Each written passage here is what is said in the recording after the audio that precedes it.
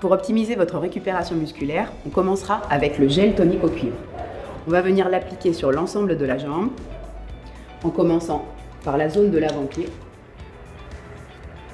en remontant de part et d'autre de votre jambe et en insistant bien sur la zone du mollet. Puis vous allez remonter sur l'avant de la cuisse et bien l'étaler sur la face interne, externe et sur la partie postérieure. Une fois le gel appliqué, on va venir utiliser l'huile de massage à l'arnica que l'on va dans un premier temps passer sur l'avant du pied par des pressions glissées assez rapides, redynamiser l'ensemble. Poursuivez ensuite sur la face interne et externe de votre jambe. Puis insistez bien sur la zone à l'extérieur de la malléole, sur le tendon d'Achille, en remontant sur la zone du mollet jusqu'à l'arrière de votre genou dans le creux poplité. Ensuite, on va venir vraiment chercher à travailler sur la zone musculaire du mollet en alternant la main droite, la main gauche et travailler le muscle en latéralité. Vous pouvez chercher à décoller le muscle avec le bout des doigts et insister sur les zones sur lesquelles vous sentez le plus de tension.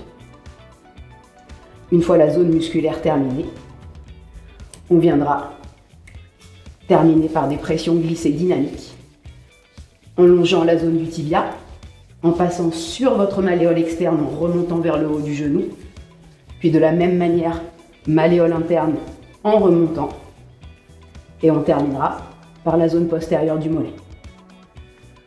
On va passer ensuite par la zone de la cuisse. De la même manière, on va revenir utiliser l'huile que l'on va déposer sur l'ensemble du quadriceps et de l'ischio-jambier.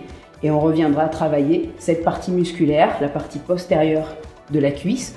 Toujours pareil, en alternant les pressions de droite à gauche. Vous pouvez aller un peu plus en profondeur sur les zones de tension, toujours en utilisant le bout des doigts et la paume de main. Revenez ensuite sur l'avant de la cuisse pour travailler spécifiquement le quadriceps. Et là, on va venir pétrir le muscle sur toute sa longueur en remontant en direction de la hanche. On terminera par nos pressions glissées pour redynamiser et relancer la circulation sur la face antérieure, sur la face latérale, la face interne et on terminera par la face postérieure. Venez finir votre massage en passant sur l'avant de votre pied, l'avant de votre tibia et votre cuisse. De la même manière, latéralement, votre jambe et votre cuisse. Et enfin, en partant du talon jusqu'à l'arrière. Voilà pour votre massage de récupération.